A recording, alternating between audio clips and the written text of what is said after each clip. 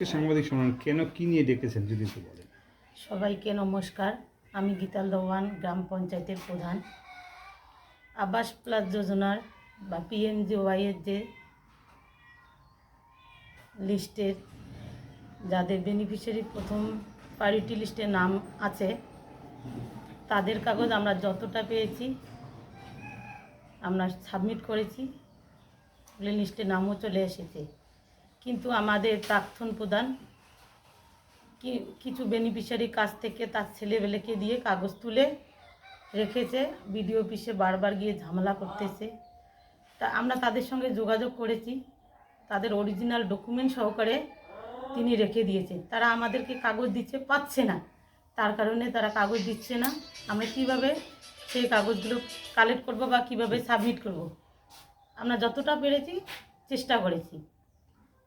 উনি যে দুর্নীতির কথা বলেছে, যে বেনিফিশিয়ারির কাগজ বিডিও অফিসে সাবমিট হয়েছে তাদের কাছে আপনারা শুনে নেবেন যে কোনো বেনিফিশিয়ারির কাছে আমরা একটা পয়সাও চেয়েছি বা নিয়েছি, সেটা যদি উনি প্রমাণ দিতে পারেন তাহলে আইনত আমার ব্যবস্থা নেবেন। মূলত নানাভাবে টাকা নেওয়া হচ্ছে অভিযোগ উঠেছে আপনাদের বিরুদ্ধে। আমার কোনো প্রমাণ পেলে আপনারা আমাকে প্রমাণ তথ্য সহকারে দিন। প্রাক্তন প্রধান বলেছে বা বর্তমান প্রধান এবং তার লোকজনেরা প্রতিটা বেনিফিশিয়ারির কাছ থেকে 15,000 20,000 টাকা করে চেয়ে নেওয়া না, হচ্ছে। এটা ভুল। উনি কি বলছে সেটা ওনার মন গড়া প্রশ্ন। কমপ্লেন করেছে প্রশাসনের কাছে কিন্তু। এবং তার কাগজ আছে, তাদের যে আইডেন্টি কাগজ টাগজ সব আটকে রাখা হয়েছে, ওগুলো ওনার কাছেই জমা আছে। উনি আরো অভিযোগ করেছেন যে আপনারা এসকোর জাম করে যারা পাওয়ার যোগ্য নয় তাদেরকে ঘর দিচ্ছেন। স্কোর জাম করার কোনো ব্যাপার নেই। যারা কাগজ আমাদের অফিসে জমা করেছে আমরা সেগুলোই সাবমিট করেছি। এমনকি বেনিফিশিয়ারি যারা মানে পাননি তারা যখন ব্লক প্রশাসনের কাছে যাচ্ছে তাদেরকেও নানাভাবে হেনস্থা হতে হচ্ছে সেখানে। ব্লক প্রশাসনের তো কোনো এখতিয়ার নেই ওই কাগজ জমা নেওয়ার, ওটা গ্রাম পঞ্চায়েত অফিসেই কাগজ জমা দিবে। আমাদের অফিসে নোডাল অফিসার আছে, ওনারা কাগজ টুটাইট সব দেখবে, চেক করে, তারপরে আমাকে দিবে, আমি সই করে পাঠিয়ে দেবো ব্লকে। তাহলে বলতে চাচ্ছেন আপনাদের সঠিকভাবে সব হচ্ছে, অভিযোগ সঠিকভাবেই সব হচ্ছে এবং আমলের দিকেই কিন্তু উঠছে। দেখুন, রাজনীতিতে একে অপরের দিকে অভিযোগ করবে এটাই স্বাভাবিক, কিন্তু কতটা বাস্তব আর কতটা অবাস্তব এটাই মূলত জনগণ বা সবাই দেখে। এবারে আমাদের গীতাল্লা 1 নং অঞ্চলে যে যতগুলো কোটা এসেছিল সেটা অফিসিয়াল ব্যাপার, যদিও বা তারপরেও আমরা তৃণমূল কংগ্রেসের পক্ষ হইতে আমরা কি করি, শুনি লিস্টগুলো প্রত্যেক পঞ্চায়েতের সদস্যদের কাছ থেকে। তাই আপনারা সবাই জানেন যে পোর্টালে পাওয়া যায় এসব।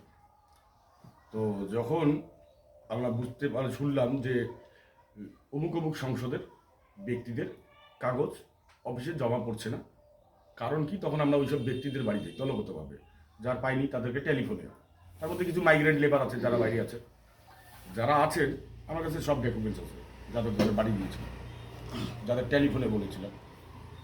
তো আমরা চাচ্ছিলাম যে তারা এসে কাগজগুলো কোনো মাধ্যমকে নয়, কারণ কোনো মাধ্যমকে দিলে দেখা গেল যে তারা কোনো রকম ওর মধ্যে কোনো কারচুপি করলো, বদনাম কিন্তু ওভারঅল তৃণমূল কংগ্রেস হবে আর তৃণমূল কংগ্রেসের প্রধান সাহেবরা হবেন বা সাহেবরা হবেন। তাদের তো কোনো এখানে এখতিয়ার নেই, কিন্তু তারা ক্ষমতার বলে জোর করে অন্যদের থেকে কাগজগুলো নিয়ে রাখতেছে এবং নিজের একটা বলুন, যেটা দাম্ভিকতা বলুন, যাই বলুন, সেটাকে কাঁধে লাগানোর চেষ্টা করে। তারা কি করতেছে, সেগুলো এসডিও ম্যাডামের ওখানে হোক বা বিডিওর ওখানে হোক, সেখানে গুদোগুদি করছে। আপনারা বলুন তো, ওনারা প্রশাসনের লোক, ওনারা কখনো আইনকে কি অমান্য করতে পারে না, কেউই পারে না। আচ্ছা, দ্বিতীয় কথা যেটা বলতেছে যে আমার তৃণমূল কংগ্রেসের অঞ্চলের যারা নেতৃত্ব বা কর্মীরা তাদের কাছ থেকে 20,000 করে টাকা নিচ্ছে বা 30,000 করে টাকা নিচ্ছে। আমি আপনাকে বলতে চাই, ওখানে কালকেও দেখলাম আবু আল আজাদ ছিলেন, আজিদুল ছিলেন, নিতাই বর্মন ছিলেন। আমি আপনাকে প্রুফের সাথে দেখাতে পারি। এখন যে কাগজটা দিয়ে গেলো বাড়িতে, কোথায় আছে, ঘরে এসে একটা কাগজ দিয়ে গেলো, এখন বাড়িতে দিয়ে গেলো। আমি বললাম যে বাড়িতে নয়, আমরা অঞ্চলে যখন যাবো তখন কাগজটা অঞ্চলে জমা দেবেন। এখনই এক ভদ্রলোক জমা দিয়ে গেল বাড়িতে, আজিদুল পঞ্চায়েতের এলাকার লোক। আপনাকে বললাম প্রধান যখন অঞ্চলে যাবে কাগজটা অঞ্চলে জমা দেবেন, বাড়িতে কোনো কাগজ আমরা জমা নেই না বা নেবো না। তখন ওই লোক বাড়িতে চলে গেল, আবার হয়তো পরে আসবে। ঠিক একইভাবে এখানে নিতাই বর্মনের এলাকার লোকজন আছে, যারা কাগজ দিয়েছে অফিসে তারা আছে।